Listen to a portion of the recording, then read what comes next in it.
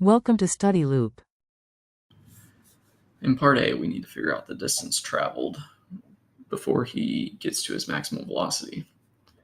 So if the time elapsed during the acceleration is 2 seconds, the initial velocity is 0, and the final velocity is 10 meters per second.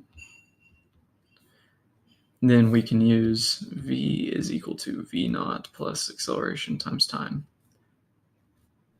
to find out what the acceleration must be during the acceleration. So we have 10 equals acceleration times 2. So acceleration must be 5 meters per second squared. Now that we have the acceleration, we can calculate what x minus x naught must be, which is the distance traveled during the acceleration. And so to do that, I'm going to use the kinematic equation. X minus x naught is equal to v naught times t plus 1/2 a t squared. In this case, v naught is 0, so that term goes away. This is what we're solving for. And we get 1/2. The acceleration we calculated is 5, and then the time elapsed is 2. And so this ends up being 10 meters. So the sprinter travels 10 meters during the acceleration. After 10 meters is traveled, he's going to be traveling 10 meters per second for the remainder of his run. And so that's the answer to part A.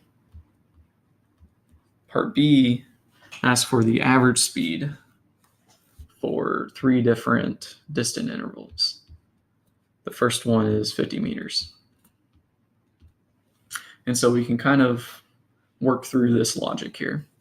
So we need the time that it takes to go 50 meters. And then once we know the time it takes to go 50 meters, we can calculate the average velocity.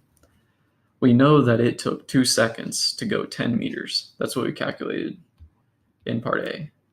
So it takes 2 seconds to go the initial 10 meters. And then after that, it's only going to take 1 second to go each additional 10 meters because the sprinter is now traveling 10 meters per second. And so we need to go 50 meters, so we need 40 more meters. And it takes 4 seconds. And so the total time